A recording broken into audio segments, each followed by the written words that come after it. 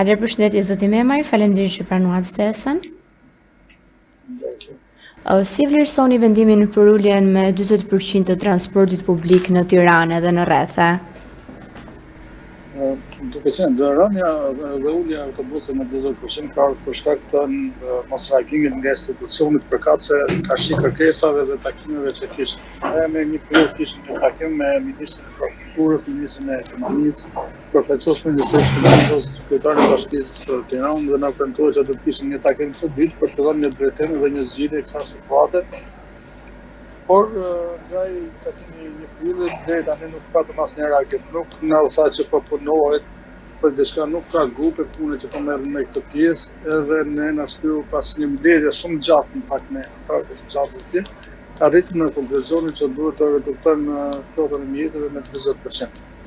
Reduktimi i flotës me 40% përkthehet automatikisht 20% më pak shërbim, 20% më shumë kohë për pjesë stacione, 20% më shumë ngarkesë. Që do thotë jenë kushte të cilat nuk mund ta çojmë transport me kjo publik, pas një disa autobusa të cilat mundohen të ofrojnë shërbim me mundësi financiare dhe kapacitet se kanë. Ne pritum pak dhe reagimin e institucioneve, akoma nuk kemi një reagim zyrtar për të ulur në pjesë dhe për ta zgjidhur këtë situatë krijuar, duke qenë se kishim një takim ne për të vënë ndjeni, kemi vënë ndjeni edhe me shpresa, me kërkesa të vazhdueshme. Edhe njoftimi i vjeshëm realisht ishte një njoftim që do drejtuam qytetarëve për të patur me kuptimin e tyre, nuk ishte një njoftim që drejtohej institucioneve, ishte një njoftim që njofton qytetarët marrin masa për televizor në destinacione të cilat ata e kanë të domosdoshme për televizor, të dalin më herët, kapin kohën, parashikojnë edhe ngarkesën në autobusa, duke qenë se ishin në situatë emergjente, edhe ajo që pamë në fakt nuk ishte e këndshme as për ne, as për qytetarët, as më tepër që për turistët që priken edhe të shkohen se themi në fillimet e sezonit turistik, ne në këtë momente duhet të ishim duke menduar të bënim një transport më të mirë se sa e bën vjet, jo të rikthehemi në pikën 0 edhe të vazhdojmë përsëri me ankesat dhe po themi duke shprehur kapitullimin ekonomik, por kjo vjen vetëm si rezultat të mungesës së vullnetit të institucioneve për të dhënë një zgjidhje përfundimtare po themi të problematikave të transportit në përgjithësi.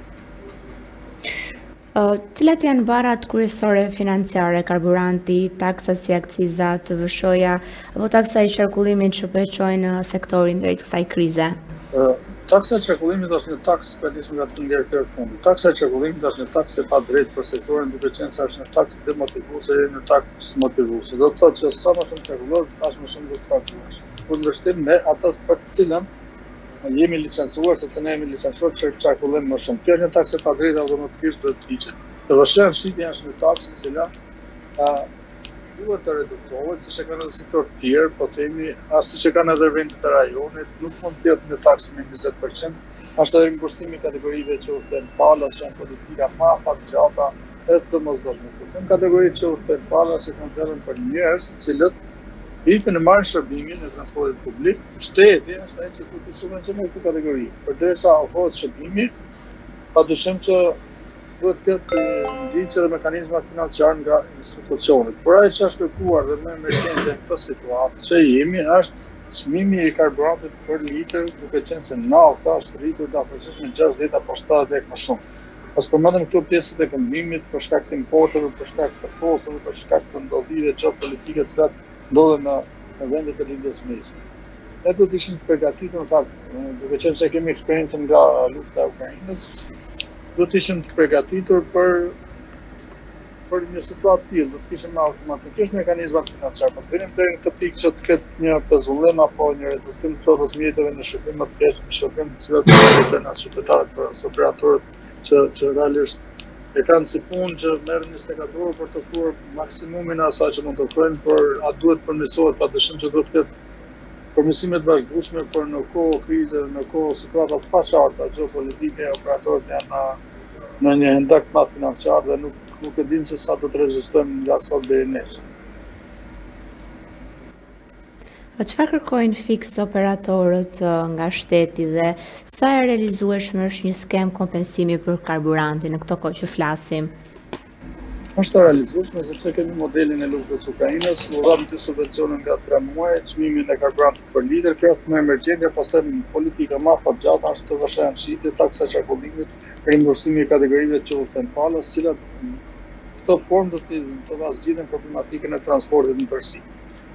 Ten ato që janë kërkuar nga operatorët, besoj që për çdo shërbim, çdo sektor tjetër ekonomik përfiton edhe merr atë pagesat kemi për shërbimin që ofron. Ndryshe nga ne që transportojmë kategori të ndryshme edhe i marrim falas, ndërkohë që shteti do të subvencionojë. Nuk mund të detyrosh një operator privat, i cili ka organizma privat, ofron një shërbim privat që të marrë kategoritë caktuara dhe pa pagesë, ndërkohë që shteti është ai i cili duhet të subvencionojë këtë kategori, të subvencionojnë burim, por dhe dhënë pagesat në llogaritën e krajit apo duke paguar operatorët pastaj në fund çdo muaji për lëvizshmërinë që ata bëjnë. Po pse sipas jush institucionet nuk kanë reaguar ndaj kërkesave për subvencione?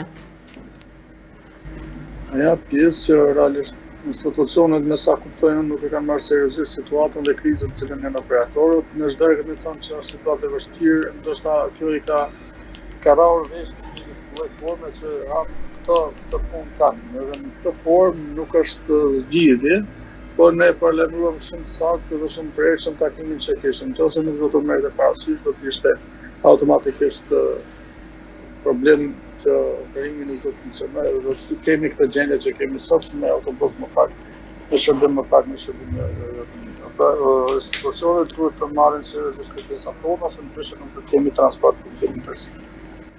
Çfarë ndikimi do të ketë kjo masë qytetarë të përditshëm dhe a mund të ndikojë kjo krizë në rritjen e çmimeve të biletave në të ardhmen?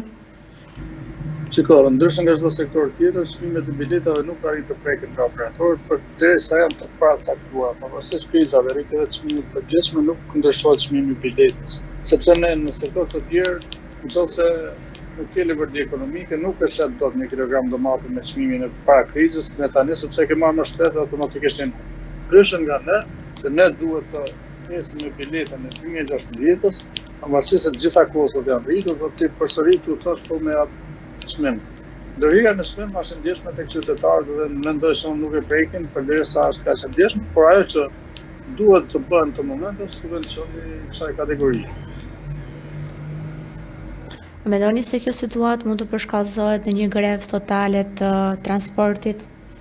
Kjo është vetë fillimi i asaj që ka ndodhur, në vazhdim operatorët janë gatshëm edhe pasejmit të pafuqishëm ekonomikisht që nxjerrin edhe 60% kotës, do të ulen edhe me 50, edhe me 20 deri në një kapitullim total.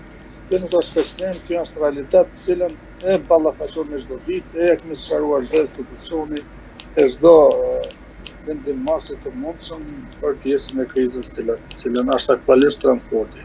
Ne nuk shpresojmë që nuk do të dëgjohemi dhe nuk do të merren seriozisht kërkesat tona, sepse do të ishte një problem i jashtëzakonshëm në vendimsi. Çfarë zgjidhje konkrete do të sugjeroje për të dalë nga kjo krizë? I kanë në tavolinë çdo kërkesë mundshme që kemi dërguar, është subvencioni direkt mujor për çmimin për litrin e karburantit. Në një periudhë derisa të zgjat kriza. Pastaj në plan afatgjat janë kërkesat tona të bëra publike sot dhe 10 vite më parë. Të vështirë shitja, akciza, taksa çarkullimi dhe rimbursimi kategorive të udhëtojnë palës.